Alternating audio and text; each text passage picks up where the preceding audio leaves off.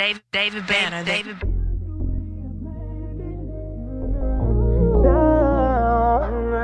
If you could only know my feelings, you would know how much. Look, fuck all that protesting and marching peacefully. They still gon' find a way to handle us egregiously, legally. If I may get this shit up on my mind now. We born in the battlefield, can't call no time out. Every time now, it's another one of us lying out, crying out. I can't breathe until he dies out. Make me ask myself, what would you die about? I doubt. If nigga been banging since junior high, let them fly on opposition resembling you and I. Race the cracker, give a fuck about it. And never will till they start picking up a couple bodies. When we got killed within some hours, scared of rain shower. The pain hurt, but the cold hard fact of the matter is getting worse. Damn. If I could wish upon a star, I send a special bullet everywhere you hateful bastards are. Pull a string like a Gibson guitar, wait from afar. Slow motion, watch it enter your temple and exit your jaw. Send you all to hell with a scar, a conversation piece. Hope it maybe leads to a joke when you and Satan speak. Yeah, you were patronizing us, we waited patiently. Well, you'll probably give your life to trade a day with me. Call that shit an eye for an eye, my nigga, by any means. Had extended clip before skinny jeans. Now bow and arrows and cop cars with kerosene. That's how I'm feeling. For me, to be all alone. Shoot, all alone. Fuck that shit, that's how I'm feeling. For me, ain't no guy that calm me down, that's how I'm feeling. Shoot, all alone. Fuck that shit, that's how I'm feeling. I had a dream, me and King saw Zimmerman. We laid low, masked up in a rental van. He killed a child, body was stiff and twisted, man. A mother cried, only one way to fix it, man. How long for the people in the street get tired of the evil, say fuck that? How long will they kneel to the heel of the state with a foot in their face so they bust back? Won't be long for agents of the state get ate like steak cause the people too strong. Rebels coming one Sunday, it's blood by Monday, I promise I won't be long. Lame nigga, same nigga, found out cracks had money on his head. Lame nigga, same nigga, calling me like Michael, I'm scared. I hug that nigga like Michael did Fredo, kept a G like Mike Cato. Excessive force, leave a nigga no choice, but a nigga better shoot a shot fatal. Bad boy, tell me what you gon' do when the police kill your mom. Fuck that, I follow Obama when he killed up crackers that killed Breonna. I take that chopstick out my chest, confess to Judge your honor. I'm the truth, my ancestors pray for your honor and fuck your mama. Like your mama. That's how I'm feeling. For me, to be all alone. Shoot, all alone. Fuck that shit, that's how I'm feeling. For me, ain't no guy that calm me down, that's how I'm feeling. Shoot, all alone. To the broad finish, but we all been in. Need a superhero, can you call in it? That a 9 problem, never solved in it. But we got to work down to Albany. Keep it law and order, it's a tall order. Murder after murder, people, y'all killings, our aunts, uncles, our grandchildren. Can't ask for it, gotta take that shit. Ain't no repentance, eye for an eye, we want our vengeance. Life for a life, he kill your fiance, kill his wife. Same for his father, generations of sons and daughters. It's hard to stomach, they say I sound like Khalid Muhammad. I say you got me, we living under these fucking Nazis. What you expected, people riot and you respect In a it. split decision, gotta pick a side with this division. But we ain't fit for living, we can't protect our women and children. Man, we get sick, they just gon' give us some Clorox or penicillin. Experimenting Tuskegee, showed me you would deceive me. As the city burn down in the nightfall, 96 Impala, we just bouncing like it's round ball. This ain't the 90s and the youngins ain't scared, y'all. The water boys, they might shoot back at the red dogs. I tell them plot, plan, strategize, organize, and mobilize a secret army and stay unified. That's how I'm feeling. For me, to be all alone. Shoot, all alone. Fuck that shit, that's how I'm feeling. Ain't no guy that calm me down, that's how I'm feeling. Fuck that shit, that's how I'm feeling. I mean, the truth is, I'm a human, you're a human. Skin color aside, riddle me this. How dare I speak peace to a maniac? The fuck does that make me? I mean, you motherfuckers can bend your knees, man, fold your hands and your Bibles and pray as much as you motherfucking want, but the art of not fighting back was brought to us by Christianity. That was given to us by our oppressor. So you continue to follow that, you continue to follow them. I be goddamn. I tell you what, nigga, you see me down bad, motherfucker on my ass, nigga, don't fail me, nigga, help me, nigga. I'm telling you that, nigga, while I'm right here, nigga. Nigga, I do the same for you. No cap, nigga. That bullshit ain't about nothing.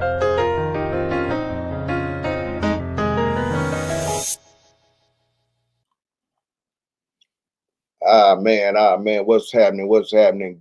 Good morning, beautiful morning to the tribe. What's happening with y'all? Indian Exposed, what's happening with you? Lady, what's happening with you? American Warrior, be careful out there on that road, man. You know what I'm saying? And be safe, man. Check this out, man. So I gotta get through this live. I got a long day ahead of me. As y'all know, tomorrow's my birthday, so you know, my people got stuff set up for me today. Plus, I will be out with the Fulton County Sheriff today, um, giving back to the less fortunate today. So I got things I got to do. So I wanted to get this live in real quick. I got about an hour to get this live in. So with that being said, inside of this so-called Black History Month that they've given us to celebrate. Okay. Again, as I said yesterday in the live from yesterday, I kind of want us to kind of uh, try to change our mindset of thinking of who we are on this land. Okay. So one thing I think is very important we do is kind of ask ourselves what happens if we were the landlords of this land and not the slaves like they drove in our head, indoctrinated us to believe that we were the slaves of the land. You know, um, that we didn't own the land, that we don't run anything, that we're not influential in who we are. All right. I think once we change that mindset of our people, it will empower them to think a lot better, all right, or think a lot think way deeper than the surface that they've taught us. Okay. So with that being said, I'm gonna walk you back as we get ready Sunday, February 23rd, to release the first episode of season 2 of Our Story, 1977 Roots. I want to take you back to an episode from Our Story, 1968, Indian Civil Rights, season 1. I want to take you back to an episode of that season because what I want you to understand, or what I want our people to understand, what I want our children to understand is you are the culture. When they tell you you don't have any culture, I want you to understand that you are the culture. I'm talking about you're not just the culture on your land, you're the culture around the world. People around the world copy you. They look to you. They watch you, whether it's the way you walk, the way you talk. They watch you in sports. They watch you in music. They watch you in everything. You, the American Indians of North America, the North American Aboriginal, the autochthonous ones, the indigenous ones to North America. The world watches you. They even watched you during civil rights to watch how things turned out with you. It's you that are watched. So when people tell you that you don't have a culture, I think you should challenge them on that, especially the ones that they say are indigenous to this land, the ones with the TPs out west out there, the ones that on the reservations, the ones that say they're the real indigenous people to the land, yet they don't have a culture. You can find them stealing your culture, not you stealing their culture. But they are very vocal in saying that you are stealing their culture. Well, I think it's a time that we should start pushing back when people say that we're stealing their culture. So in this episode of American Indian History Month, we're going to take a look at culture, and we're going to see who's stealing whose culture and who's the most influential people around the world. All right, so I'm gonna play this and I'll be back, you guys. All right, let me get into this. Texas Bama, what's happening with you? Sharon, how you doing, sister? American Warrior in the building. Let's get into this episode because I got to get out of here, y'all.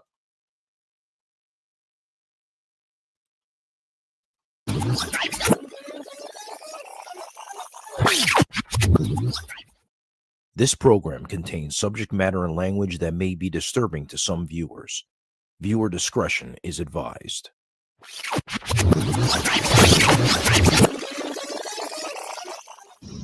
Halito Tribe, I'm your host, Chief Cali, checking back in with you for another episode of Our Story, 1968 Indian Civil Rights. Wait a minute. Now, speaking of Indian civil rights, before we jump into this episode, I want you to check this out real quick. I think this is very important before we move on into this next episode.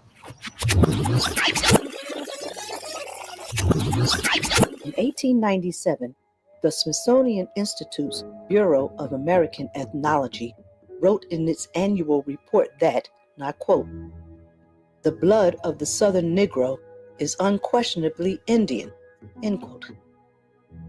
The Bureau, whose focus was on North American Indian cultures, was established in 1879 by Congress. According to the Bureau, and I quote the full quote, "As the coast tribes dwindled, they were compelled to associate and intermarry with Negroes until they finally lost their identity and were classed with that race, so that a considerable portion of the blood of the Southern Negro is unquestionably Indian," end quote. So you may ask, if it was known that the blood of Southern Negroes was unquestionably Indian, and Indian blood is what defines who an American Indian is, why is it difficult for dark-skinned people to claim their native identity? The answer lies in colonial laws, which made slave blood negate Indian blood. Have you ever asked yourself, what does Dr. King, what did he mean when he said the Negro finds himself in exile in his own land, not in a foreign land, not somewhere else. He said in his own land. Well, Dr. King, what would the Negroes' own land be? This is where you start to connect basic dots. That's what I want you guys to do. This is where we're at. We're not going over your head. Just connect basic dots. Your grandparents, your elders that told you that they were an Indian and they didn't claim African, they were also called a Negro. They were called that. The Negro finds himself in exile in his own land. Not only did Dr. King say that, but he also said before the Pilgrims got here, we were here. Who is this we he's talking about? This sounds kind of like the same thing Benjamin Franklin was saying. In the year 1664, there were 7,000 Dutchmen besides the real Dutch. Prussians, Bohemians, French, Swedes, Norwegians, Danes, and 5,000 English, including Scots, Welsh, and Irish. Can I prove that these people were black? Yes, I can. See Benjamin Franklin's essay, America as a Land of Opportunity, 1751. Benjamin Franklin, why should the Palatine Moors be suffered to swarm into our settlements? They will never adopt our customs, any more than they can obtain our complexion. All of Africa, Asia, and America are black. All of Africa, Asia, and America are black. All of Africa, Asia, and America are black. Russia, Italy, Spain, France, Swedes, and the Germans are black. The principal whites are made up of the Saxons and the English. The Scots, Welsh, and Irish are not Saxon or English. When Benjamin Franklin writes this essay in 1751, the black German king, George II, is sitting on the throne of England. Benjamin Franklin also stated that this was a Negro country. We have to ask ourselves, why is the descriptions not matching up with the Native American Indians who say this is their land and that the reclassified American Indian is still in their identity on this land. Why doesn't the descriptions match up? Dr. King said the Negro finds himself in exile in his own land. Even Benjamin Franklin, who's supposed to be one of the forefathers of the land, states that this was a Negro country, right? Other explorers documented that when they arrived here to this land, there were Negroes here, copper-colored people here. If we take a look at the Native Americans, they're very much a beige color to now almost a white pale skin complexion. Where is their copper going? Where is the copper of this people? Of course, today you may find some Native Americans who's just as brown as you, but that's definitely going to happen at this point in time when you're mingling with people of the land, when you're mingling and procreating with reclassified American Indian Negroes. Of course, you're going to have people with copper in your tribes, but let's not play the games. Your tribe as a Native American Indian is looking more and more beige, Hispanic, Asian, and almost pale to the color, pale white to the color as a European. Where is your copper going? But let's get back into this. I think this sister has some words to say. You have to make this make sense. We can explain it to you, but we can't make you understand it. Check this out. People say, we came from boats on Africa, from Africa, and this is not true. So I wanted to give some documentation to clarify this issue, because we're not Africans. We're not African Americans. We are the Americans. Okay, so on that note, I am not the only one. I felt that the best documentation to give, to put out there for everybody, so that everyone knows who they are, is documentation directly from Martin Luther King. And in Martin Luther King's I Have a Dream speech, third paragraph, and as you see, I marked it here for you. Third paragraph, it makes it very clear on who we are. But 100 years later, the Negro still is not free.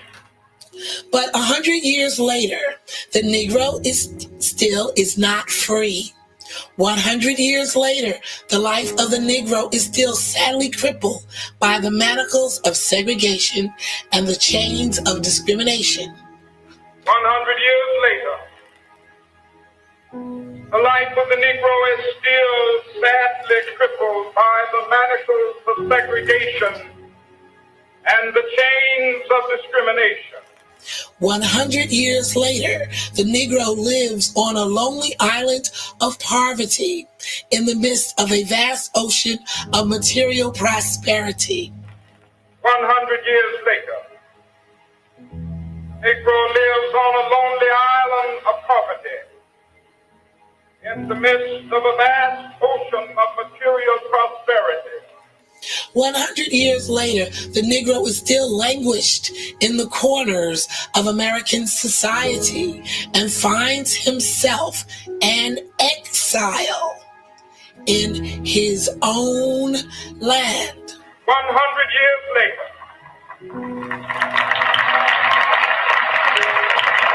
the Negro is still languished in the corners of American society, finds himself in exile in his own land.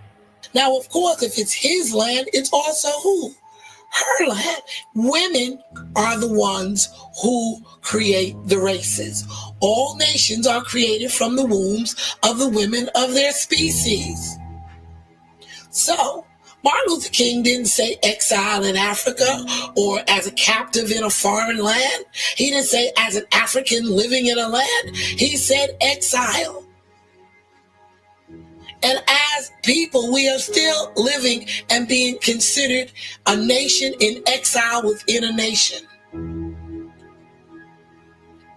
And I'm saying this because there's too many people who are being robbed of their human dignity and just being totally exploited. There is no such thing as half Indian. All descendants from American Indian women are Negroes or Negroes. And I don't want to use the derogatories of colored and niggers and all these other things to denote. But that means, what does that mean? What was Martin Luther King saying? He was saying that he was indigenous and that we were being excluded from the artificial society. And one thing he constantly called the United States was our nation, because they had been told that they were to be included. I Have a Dream speech, paragraph 4, it says, in a sense, we've come to our nation's capital to cash a check. In a sense, we've come to our nation's capital to cash a check. When the architects of our republic wrote the magnificent words of the Constitution and the Declaration of Independence, When the architects of our republic wrote the magnificent words of the Constitution and the Declaration of Independence, they were signing a promissory note to which every American was to fall heir. they were signing a promissory note which every American was to fall heir. This note was a promise to all men, yes, black men as well as white men, would be guaranteed the unalienable rights of life, liberty, and the pursuit of happiness. This note was a promise that all men, yes, black men as well as white men, would be guaranteed the unalienable rights of life, liberty, and the pursuit of happiness. Now, anybody who has actually understood that level of history, yes, that was a promissory note to men, but it was not actually a promissory note to descendants of American Indian women. So those men were still considered 3/4 of a human being. So the question is, how come in 1963, if you look at any tape of Martin Luther King, you will see that thousands and thousands and thousands and thousands of people were protesting for the treatment they were in their own homeland. So how come in 1963, everybody understood that Negro people were the Indians, and by 1993, 73, we had now became Africans. Wow.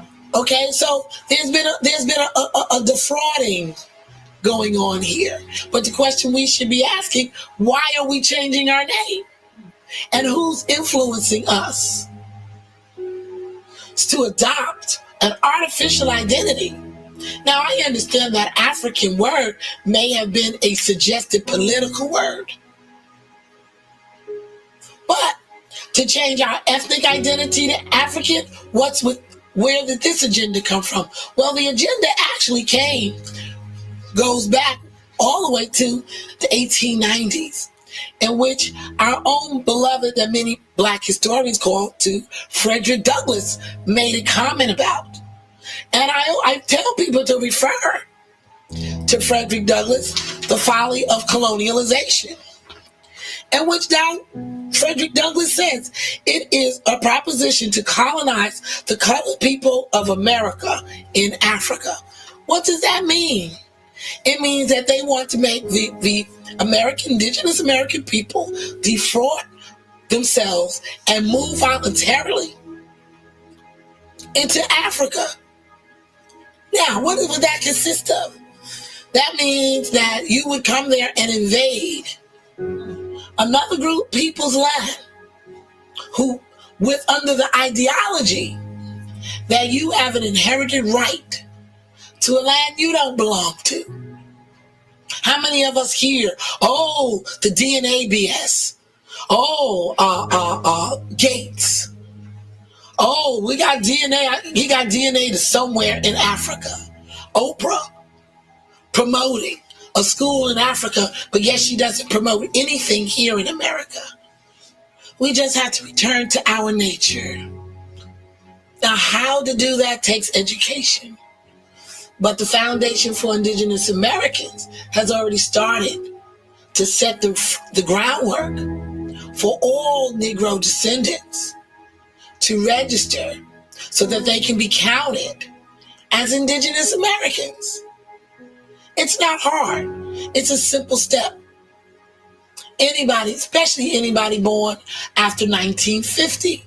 Because as we know, if in 1963, all of us, all our elders knew that they were Indian, the question is, why didn't they tell the generations after that what their birthright was?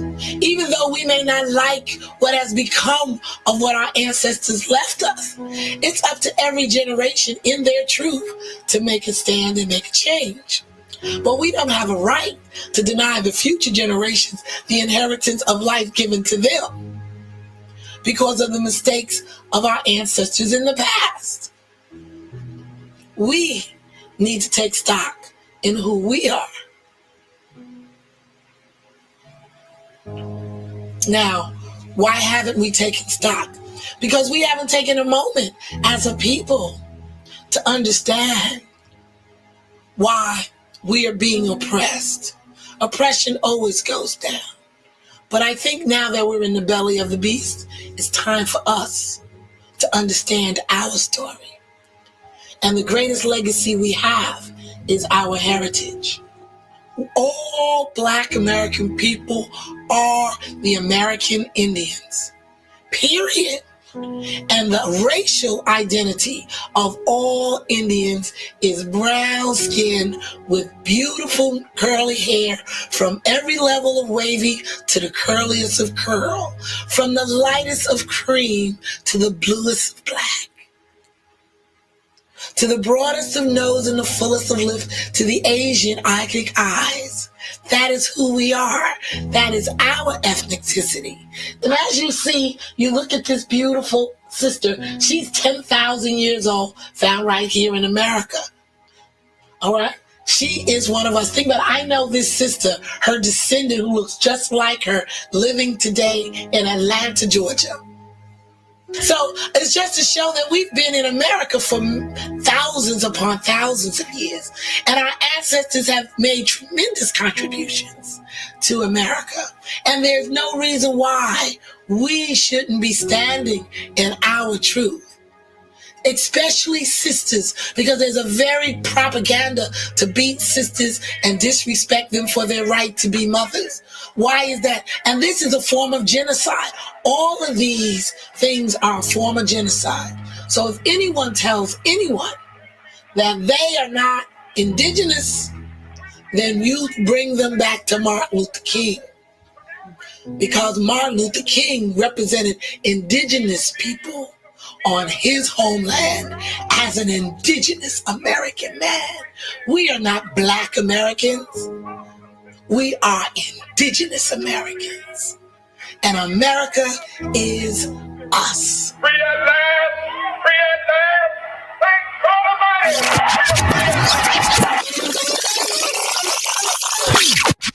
Now that we have laid that on the table, now we can move into this current episode of our story, 1968, Indian Civil Rights.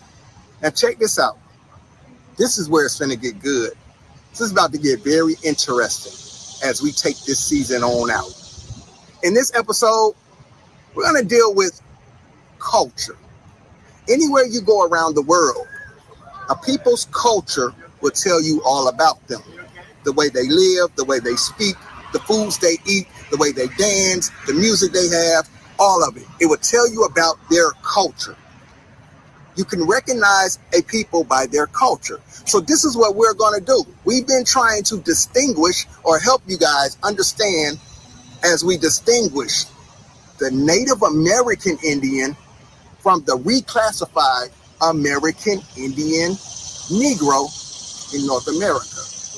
Remember, the Native American Indians are the Asian, Mexican-looking, the ones they show us on TV. They're the Asian-looking, Mexican-looking, long hair, riding on horses, living in teepees, live on the reservations. Those are the Native American Indians. The American Indians are the reclassified American Indian Negro are those of us who carry the titles colored, black, Negroes, nigger, and even African American today. So as we dig into this culture, we have to see what is the culture on this land. And you're going to see the reclassified American Indian Negro has a very large influence of culture, not only on his land, but around the world. Check this out. We're going to tell our story, and you're going to listen. I'm trying. They don't know our story. They don't know what we've been through, baby. They're all on the outside looking in. But we still gonna do what we want to.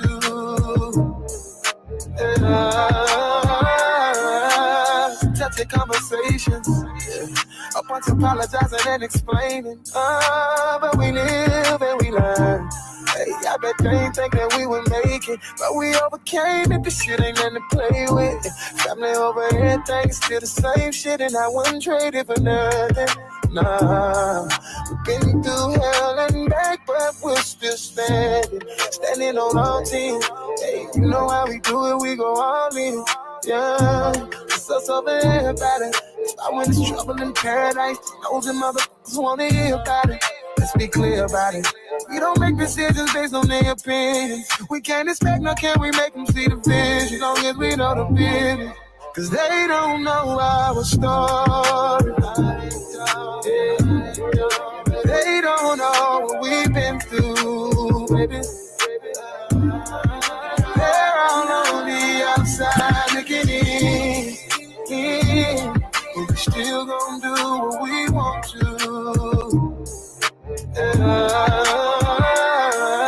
Never said it would be easy. But when you commit this shit, you gotta keep on fighting for who and what you believe in. Believe me. Cause I ain't going nowhere, baby.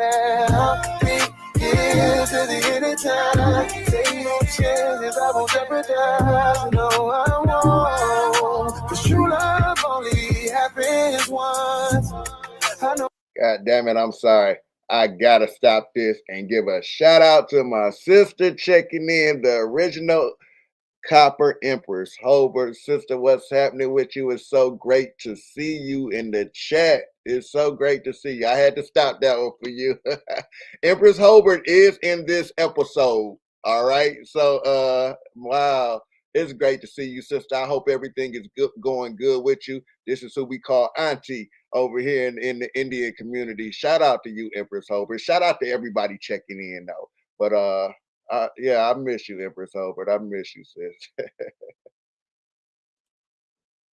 My past ain't pretty, but she still ride with me. You see this ain't for everybody.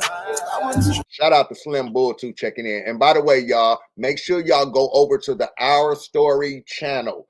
Our Story. Just type in Our Story 1968 Indian Civil Rights. You'll see me on the screen. Add that page because Sunday we are dropping episode 2. Season 2. All right, we're dropping episode 1 of season 2 Sunday at 7 p.m. Sunday at 7 p.m. We're dropping episode 1 of season 2. So this is from last season. This episode is from last season. So this is kind of what you'll be seeing Sunday at 7 p.m. But this season 2 though. Trouble in paradise, those and motherfuckers wanna hear about it. Let's be clear about it. We don't make decisions based on their opinions. We can't expect, nor can we make them see the vision, as long as we know the business. Cause they don't know our story. They don't know what we've been through, baby.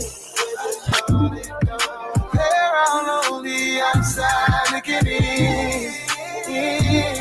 But we still gonna do what we want to.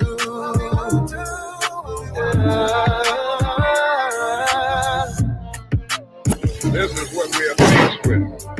And this is the reality. Now, when we come to Washington in this campaign, we are coming to get our check. The reclassified American Indian Negro has a huge culture, not only on this land, but all around the world. You can find people doing our music all around the world. You can find people dressing like us all around the world. You can find people looking like us, talking like us, moving like us, dancing like us all around the world. And I say all of that because of this. If we allow other people to tell our story, you'll have people who will tell the story that you are stealing their culture and their identity on their land. And you can barely find a culture from them. But you can always find them stealing your culture. Hip-hop music emerged from house parties in the Bronx and spread like wildfire between friends and neighbors at block parties. The new sound was electrifying. In the schoolyard during recess, someone would have a boombox. And then someone would start rhyming. You didn't have recorded versions of hip-hop at that time. Within a few years, it had become an underground cultural movement, and its distribution was homemade. You couldn't purchase albums or records, and you couldn't hear hip-hop on the radio. The only way that you could participate in the culture musically was through these cassette tapes, which would circulate all throughout the city. As its influence deepened and broadened, the music spread from the underground onto the radio. In 1979, a group from suburban New Jersey released Rapper's Delight, one of the first hip-hop records. Now what you hear is not a test, I'm rapping to the beat. And me, the groove, and my friends are gonna try to move your feet. And the Sugar Hill Gang's hit was just the beginning. As hip-hop evolved, it became a passion shared by millions of young Americans who used it to articulate their identity and their politics, creating a vibrant, multicultural community across the country. Our generation of young people, we had to find new ways to communicate, just getting on the records and speaking about the truth. Its lyrics reflected the social and economic conditions of the inner cities as seen through the eyes of the people who lived there. Don't push me, cause I'm close to the edge. I'm trying not to lose my head. Say what? It's like a jungle sometimes. It makes me wonder how I keep from going under. I think it was Chuck D who said, it's the CNN of the Black community. It's actually reporting on all of these things that we've experienced in poetry form and musical form.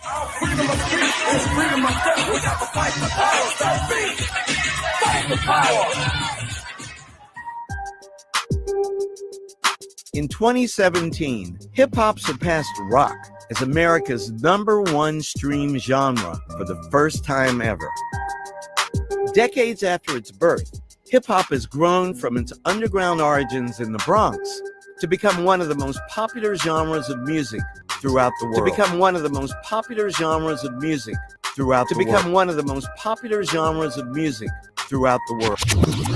Native Americans, if this is your culture, if this is your culture music,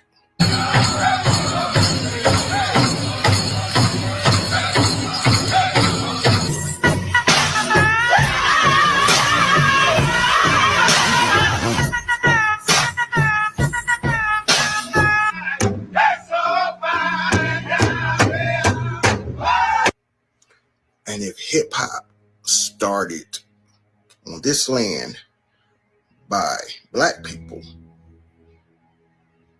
who's exactly stealing whose culture? 5 doors up in endless ocean, but the car frozen and the gates wide open. Bed on the cold wind, bare body, my soul fly. This a message to my people, man. I know we only fighting to feel equal. Damn, use your words. You swinging for the chest, I be aiming for your neck. You be trying to text my ex, I be plotting on the next. I don't give a fuck, going back to skunk. Never been a pussy, bitch, you know where we from. But I've been in the city, bitch. Overvalue a face, don't got a lot but a whole lot to say. Big with the voice on. They never happy till my bars top tier. Like KRS-One, Rakim and Nasir. They're like KRS-One, Rakim and Nasir. Whitaker like KRS-One, Rakim and Nasir. Yeah, man, shout out to those natives who pay homage to the culture that they participate in. Notice he didn't shout out any native rap legends. That's because this ain't from y'all culture.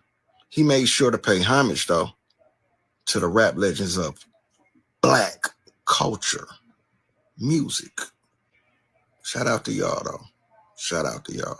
Don't Kurt Cobain, R.B. legend. IDK, don't swerve on my driven. Savage Kingdom up on my risen. Talk you flaking all about wishing. My new place silent your image. I'm a stare. GC state, where the women stay fly and the fellas stay paid. When the block shut down just to watch the cars play. It's the home to the Suns, black and purple all day. I'm just saying, look like a whole lot of Black culture mimicking going on them reservations. I'm just saying, who's really stealing whose culture? Y'all sure y'all want to stick with that?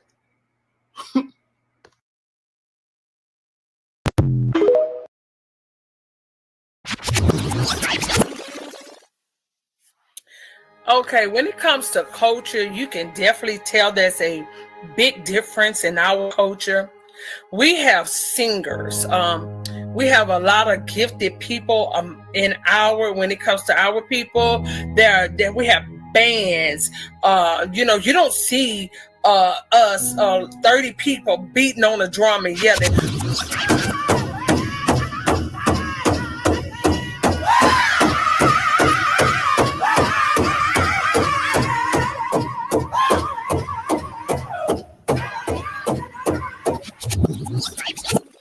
You hear one person on the drums, you hear another person on the trombone or whatever instrument they're good in, and you'll hear somebody with a voice that that puts at people at awe.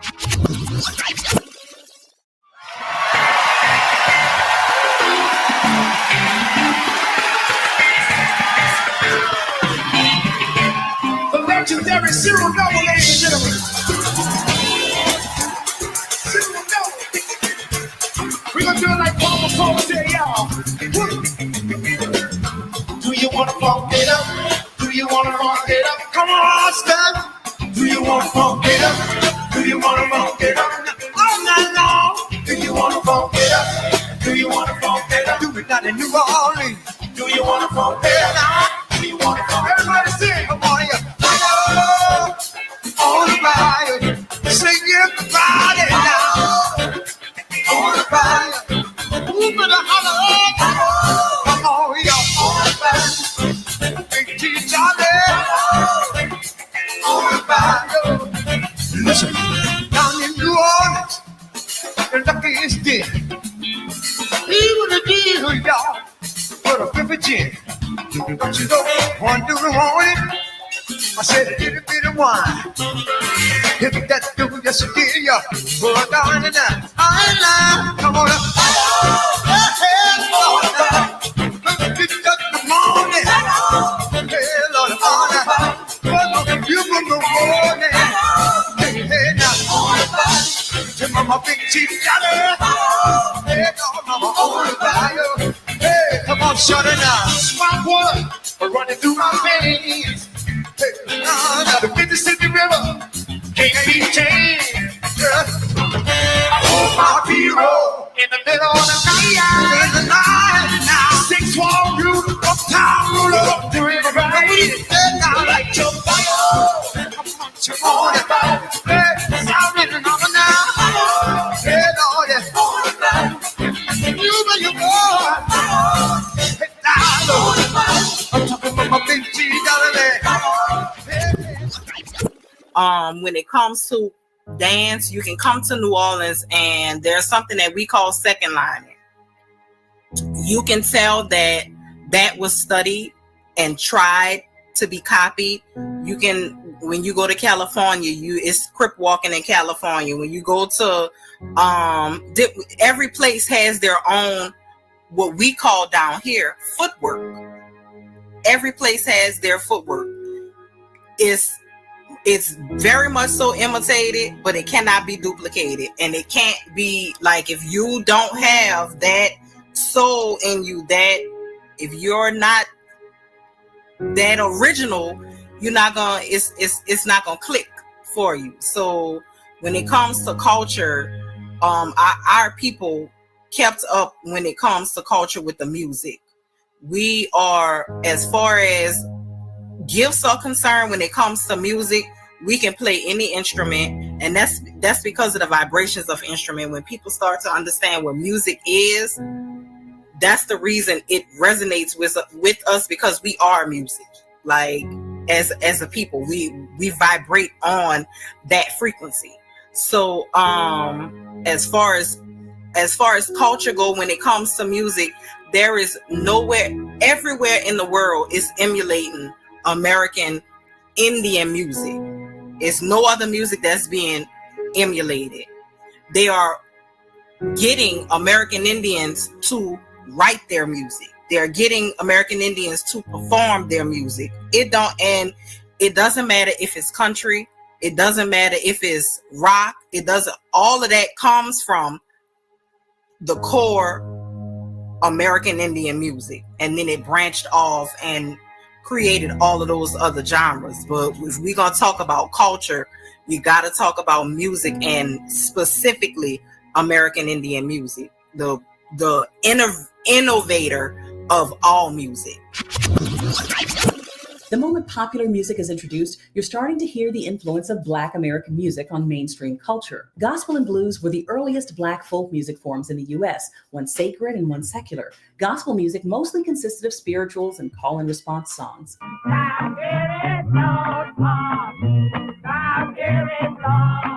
While the blues formed from the work songs, field hollers, and chants that began in the Deep South. Well, all I hear about line and track is spit ahead and quarterback. Early ragtime music is the first Black genre that gained widespread acceptance. It reached its peak from about 1895 to 1919. It utilized European and classical marching music and added syncopated or ragged rhythms to give the music a bounce that it had never had before. It was really the first iteration of popular music. Scott Joplin and Jelly Roll Morton were two of the early framers of this musical style.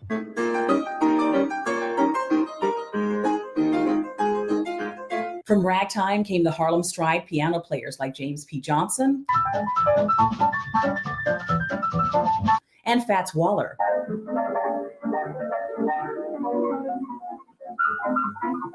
Music. So-called jazz, which was really a fusing of ragtime and blues, grew out of the Black folk music scene in New Orleans in the early 1910s. It was a highly improvisational musical form, whose most famous ambassador was Louis Pops Armstrong. The swing era that soon followed. This was the rousing dance music of the 1930s and 40s. Swing music was dominated by bands like Count Basie, Benny Goodman, Lionel Hampton, Cab Calloway, and Duke Ellington. By the 1920s and 30s, a new driving rhythm called boogie woogie was gaining popularity.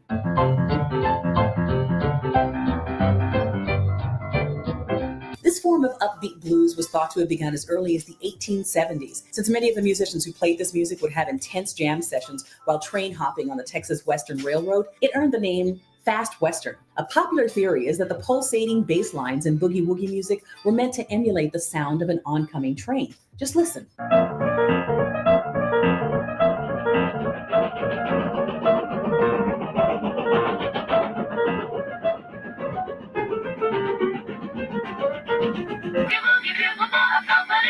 The driving left-hand rhythm of the boogie woogie and stride players really set the stage for what would come to be known as jump blues in the 1940s. Jump blues was a fusing of all of the Black American music genres that had come before it. The blues, gospel, swing, and boogie woogie.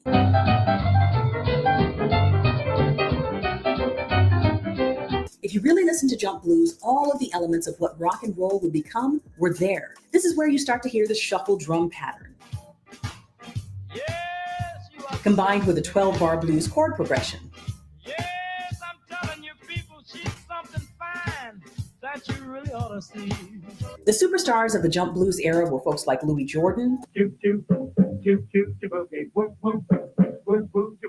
Roy Brown, Big Joe Turner. Get out of that kitchen, baby, wash your face and hands. By the early 1950s, rhythm and blues was the dominant Black musical genre. Its name described the music perfectly. It combined the blues of the early 20th century, made popular by people like Robert Johnson, I said, hello, Satan. I believe it. with down and dirty rhythms.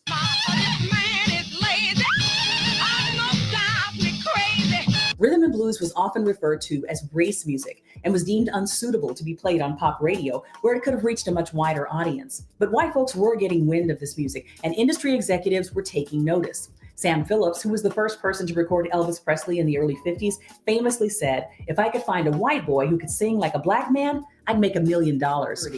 But rock and roll did have a handful of Black superstars early on, the most notable of which is Chuck Berry, who many deem the father of rock. He shifted his style from rhythm and blues to rockabilly once he realized that those tracks would garner airplay on fledgling rock stations. The opening riff of his song Johnny Be Good is a direct rip of Louis Jordan's Ain't That Just Like a Woman.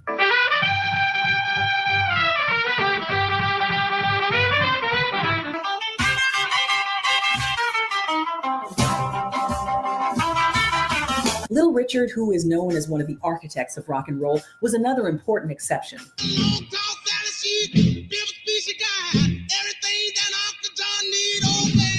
And Fats Domino, who Elvis acknowledged as the king of rock and roll, was one of the most financially successful Black artists of that time. Found my thrill.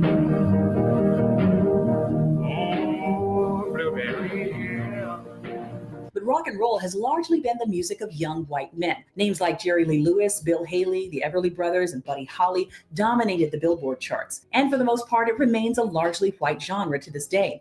Now, after examining the evolution of American music that led to the development of the sound known as rock and roll, is it possible to pinpoint a single person that can be credited with its invention?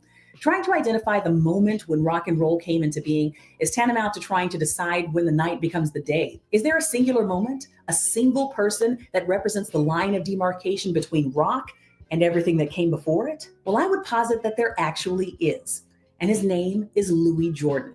A whole lot happened in the development of the rock and roll sound after he began performing jump blues in the mid-1940s, though he himself never really evolved beyond that sound. The beat became straighter. It shifted from a swung shuffle to a straight rock backbeat by the late 1950s. So who invented rock and roll?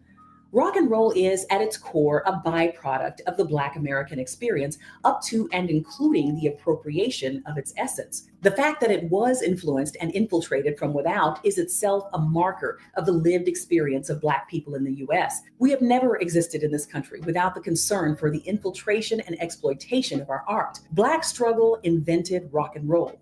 Black artistry, Black pain, Black heartache, and Black joy are at its core. Rock and roll is the earth child of the Black experience in America.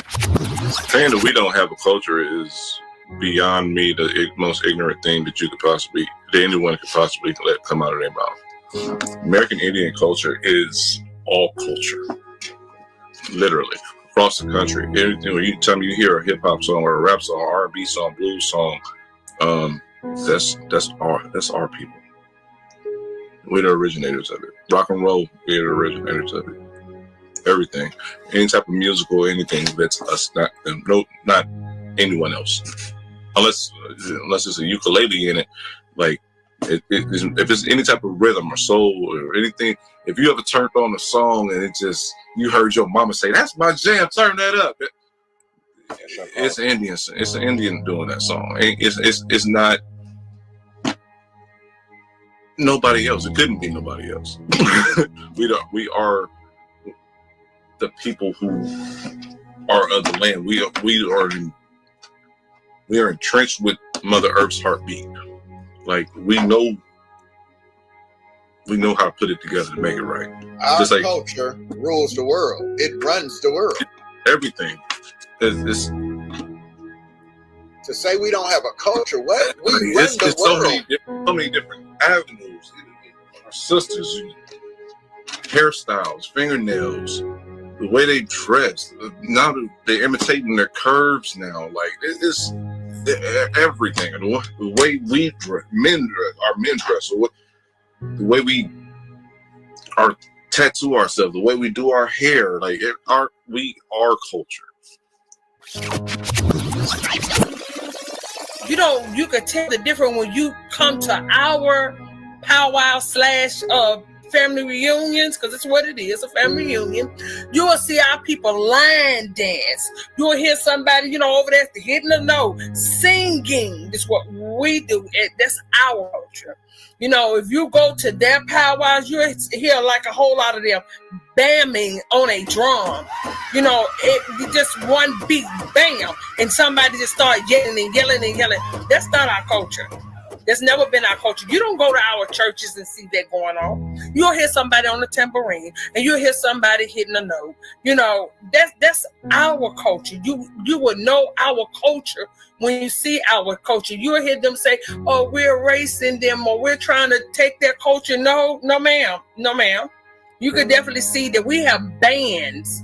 When you go somewhere to hear a live band, it's different than when you go to their powwows. Whatever we do, we seem to draw in the crowd because of our gifts. We have people, that can hit a note. Look at Patti LaBelle, Whitney Houston. Anita Baker. Natalie Cole. The list goes on and on. Luther Vandross, the Gap Band, Kool and the Gang, Earth, Wind and Fire. I can just keep going on and on because we are so great when it comes to our gifts, because we are the children of God. That's what Indian means, the children of God. So when people speak of culture, we don't need no one else's culture because we are the culture. We are great in football, basketball, track. You ain't finna find nobody outrun us, outjump us in any sports. So when people try to mix our culture together, they can't.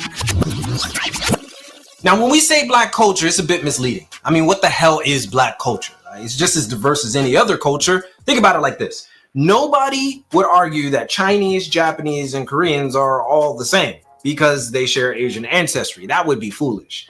Anybody worth their salt knows they are different culturally. They come from they have different things about them. So newsflash, same goes for black people. Voila! The idea of black culture is varied, colorful, and beautiful. And you bask in it today, no matter what ethnicity you are.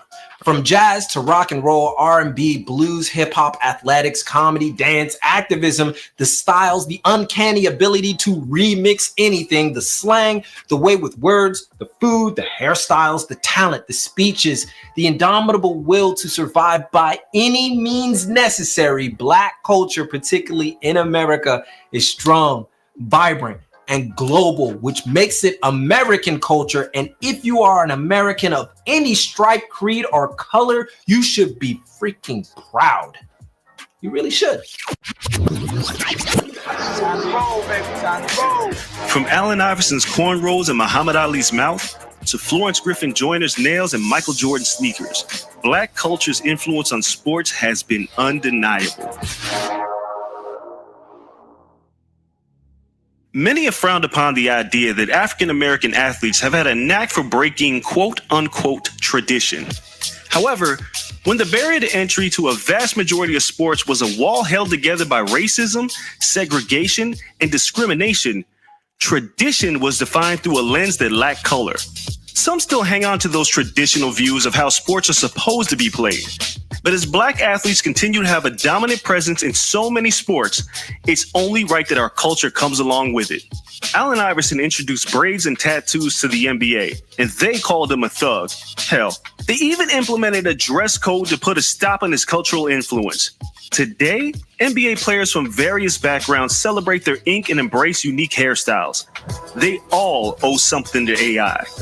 In 1965, Homer Jones was responsible for introducing the world to the touchdown celebration. Over a half century later, and after years of the NFL trying its best to be the no-fun league, the celebration is an integral part of the game. The celebrations. Those so-called unsportsmanlike celebrations.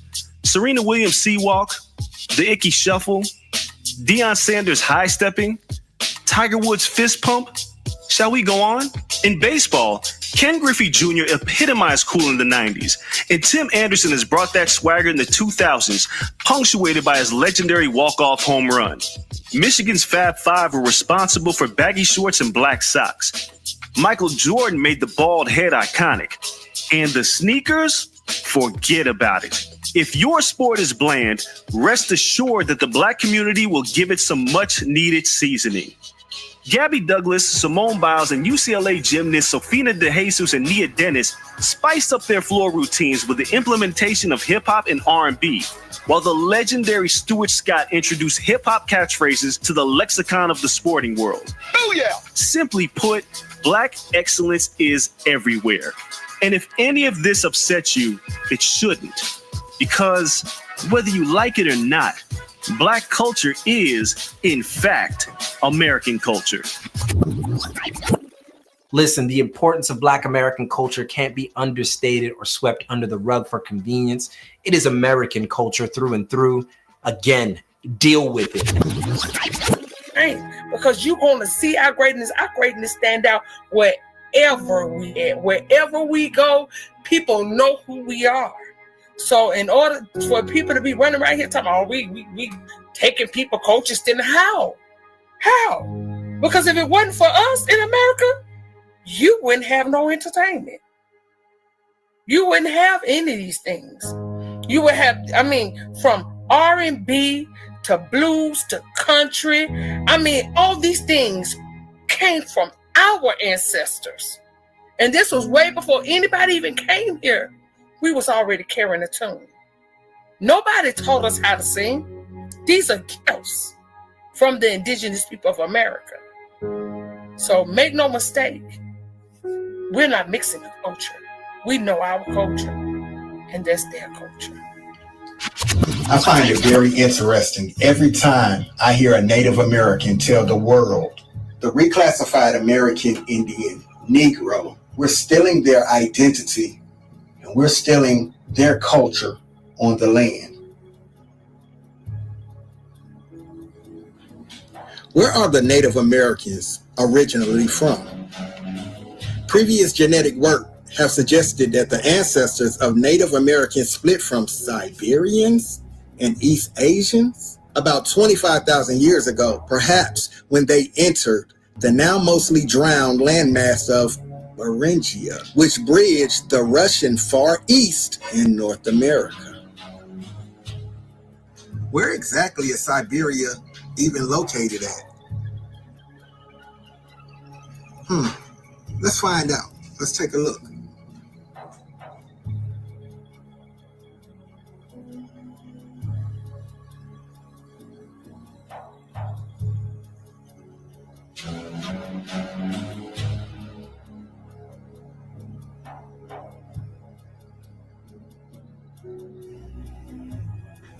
Russia? Interesting. How long do we go allowing this story to be told without any pushback? Well, Native Americans, here comes the pushback. Let's look into these claims that you guys make about the reclassified American Indian Negro of North America, and let's see if the math is mapped. Let's look into the culture of our people, and let's see what resonates with who. According to their story, they have a migration story. They came from somewhere to America. That's not the same story of the American Indian Negro. But if the Native Americans came from somewhere, that would mean that they are not original to the land. Right? Gotta see what they drip look like. We gotta see what they eating on. We definitely gotta see how they living, right? Let's check into their culture. Remember, they said that we're stealing their culture. So far, it looks like the Native Americans are stealing the Siberians' culture. But Let's move on. Let's look into this. What kind of food they eat?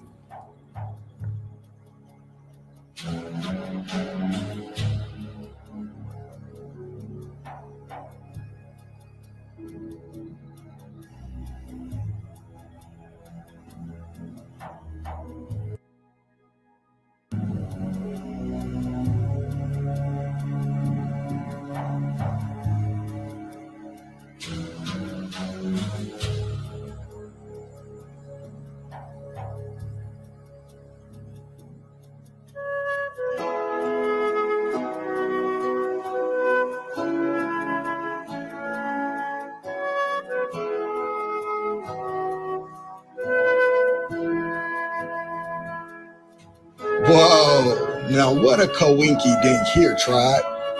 The Siberians seem to have a thing for teepees, just like the Native Americans of North America. And it's very interesting that people have linked the Native American Indians to the Siberians, the Mongolians, and the Asians. But they say we're still in their culture and their identity on this land.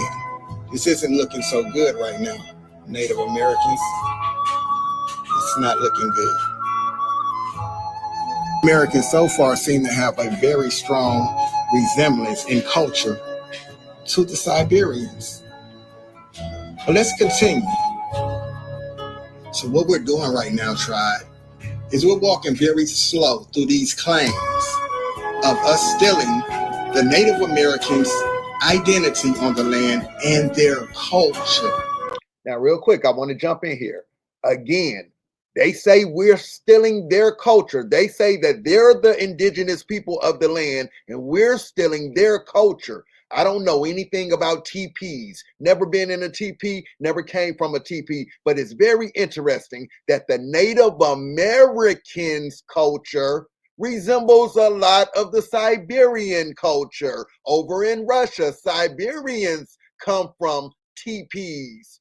And so do the Native Americans, the ones that say we're stealing their culture and they're the indigenous people of the land. Let's look at their dress attire. And their culture, keep that in mind. I'm walking you very slow. So far, we've looked at the geographical location of their culture, and it's nowhere near where our family's roots are, which is in that southeast, east coast, northeast, midwest, American Indian territory.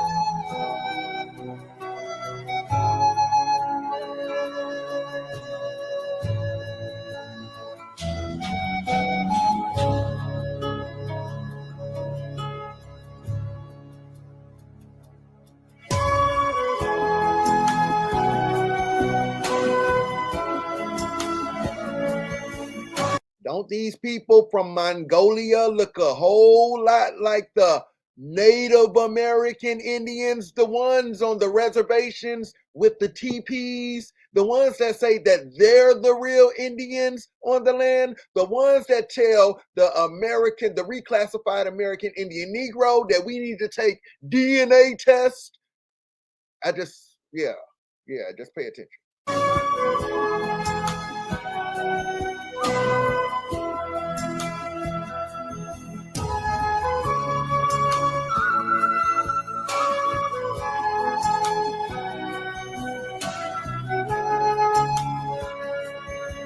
Thank you, Break Room. Thank you.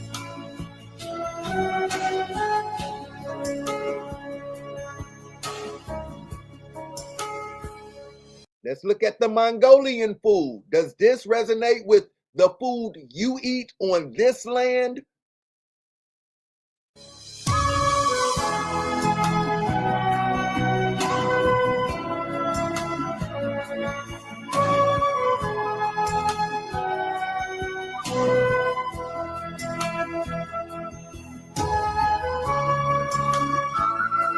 Remember, the food that you eat on this land is the same food the Indians were eating with the Pilgrims, and the same food we still eat today. Cornbread is called Indian bread. Remember, Indian bread. These people don't eat cornbread. They eat fry bread. Africans don't eat cornbread. Cornbread is called Indian bread. Soul food is the food that they were eating with the Indians, with the Pilgrims. The Indians were eating with the Pilgrims. If these people are the people of the land, how did we end up with their food and they're eating this stuff that they're eating? How did Africans end up with the food that they're eating and they don't eat soul food if we're not the Indians, the landlords of the land? Let me go because I got to get out of here, y'all.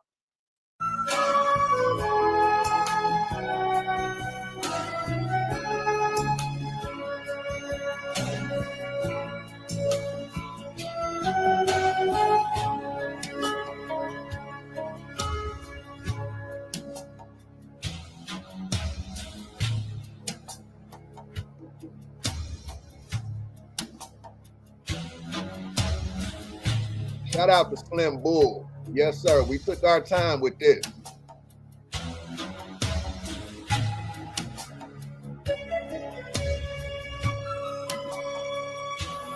He said, not the cornbread. I can already smell it.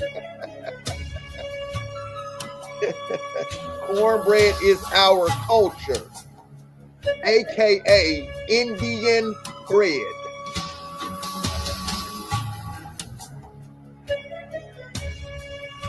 This food that they're eating is not of our culture, but it's of the Native Americans' culture. The Native Americans eat this same type of food. Why don't they eat the food of the land if they're the indigenous people of the land? All right.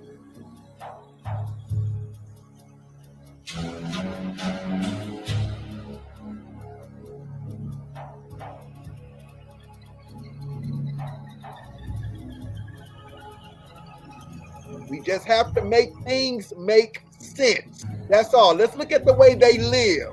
Let's look at the way the Mongolians live. We've seen how they dress. We see what they eat. The Native Americans look a whole lot like these Mongolians and Siberians. Their culture is a lot alike. Anywhere you go, people's culture will tell you who they are.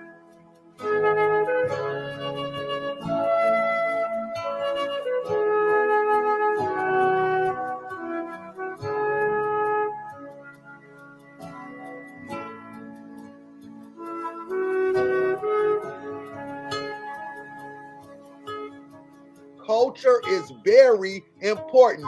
We don't steal these people's culture. These people steal our culture. So this is something I definitely wanted to show y'all, right? Our people didn't come from teepees, right? We didn't come from teepees. This was our home. This was our land. This is where we came from. So there was no need for us to live as if we were traveling, right? So right here, this is one of the main things you will see our people come from. You'll see our people come from buildings. We build universities. You'll see us building as if this was our land, not as if we were on the move. And one of the buildings that you could definitely find, especially down south, is something that you would call a shotgun home. This right here is what you would call a shotgun home. And some people call it shotgun homes for different reasons. One reason is the fact that if you open this door right here and you open the back door, you can shoot from the front door all the way through to the back door. Or you can shoot right through the house from the front door through the back door. So it kind of gained the nickname shotgun home. So our people even today, you can still find shotgun homes, especially in the South, in a lot of our cities, in our communities. Another thing is you might call it an alley home. Some people may call it an alley home. And that's probably because of the short alleys, you know what I'm saying, that was in between the homes or whatever. But one thing about our culture, we didn't come from TPs. My grandparents, none of my elders ever spoke about TPs. And I'm sure if it was a part of your culture by now, I'm sure somehow, some way, someone would have introduced you to the inside of a TP home. I want to show you guys. This was Dr. King's home. This is the back of his house. This is the home he lived in.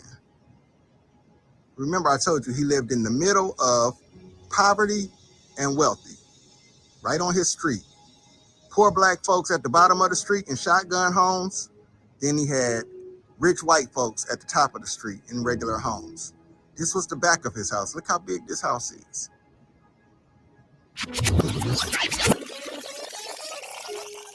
I want to thank you guys for joining us for this episode of Our Story, 1968 Indian Civil Rights. I just want you to know these next episodes coming, yeah, they're going to get very interesting. And there's going to be a lot of explaining to do. A lot of explaining.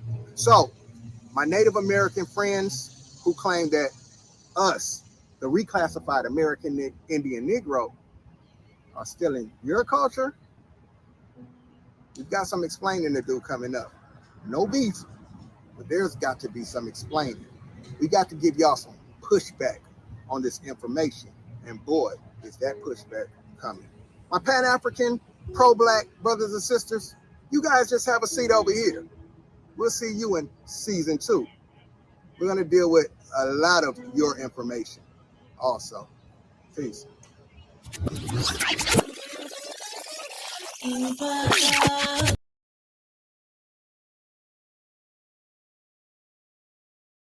And yes, season 2 has arrived.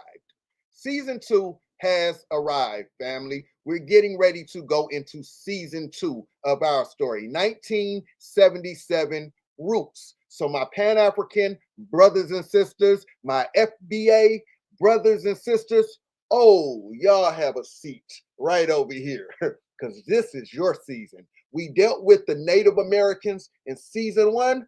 Oh, my Pan-African brothers and sisters, my FBA brothers and sisters, and all of y'all who think Roots was your story.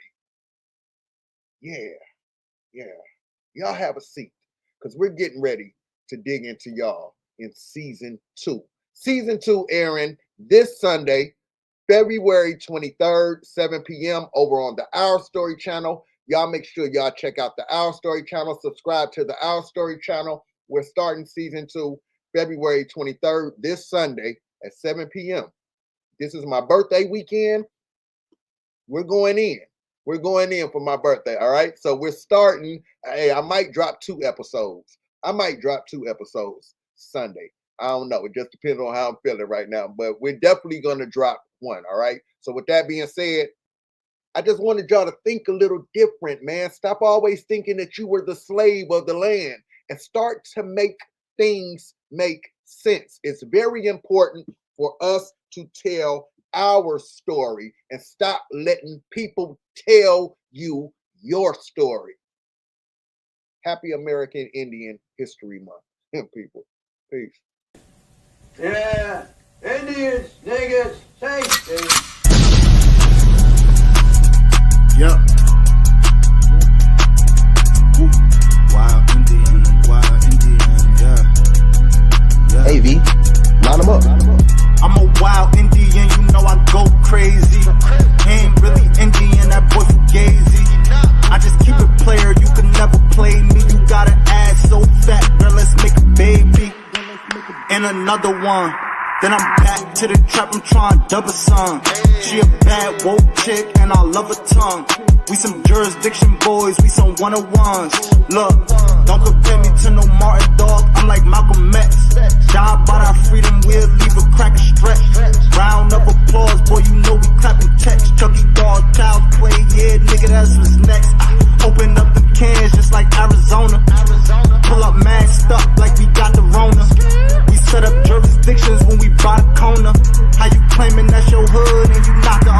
the beat. I just pulled up in the need for speed. Free the land, tell the colonizers that they need to leave. Wild Indian up in my veins, you know how we bleed. You ain't gotta lie about who we is, dog, just keep it G.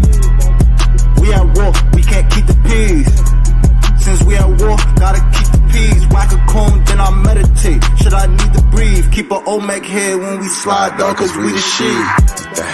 Like my niggas said, bitch, we the shit. I can't keep the peace. If it pop off, then I want a piece. I'm just on release. I'm in go mode, motherfuck the thieves. In these streets like EBT, when we at war, make peace with me. I don't give a damn, understand. Fuck who stole this land, white or black or tan. Understand, it's fuck who stole this land. Might have seen me get little buddy these hands. He wasn't no abo man. A lot of these dudes is Sambo man. They full of shit like my ammo can. What they call an N-word out the wrong mouth, that's an ambulance. Wild Indian, get it in advance, or you can post date it. Ask around, I'm the most hated. Straight sacred, they stole acreage. No ape shit, show ain't shit. It won't be televised, I don't tape shit. Be the beat, I just pulled up in the need for speed. Free the land, tell the colonizers that they need to leave. Wild Indian up in my veins, you know how we bleed. You ain't gotta lie about who we is, dog, just keep it G. We at war, we can't keep the peace. Since we at war, gotta keep the peace. Whack a cone, then I meditate. Should I need to breathe? Keep a Olmec head when we slide, dog, cause we the shit.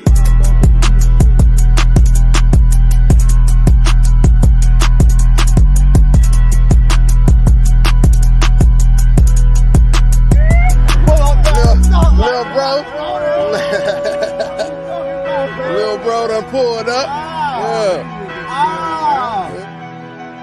Yeah, man. What up, boy? What's up, my boy? Come on, man. Let's, hey.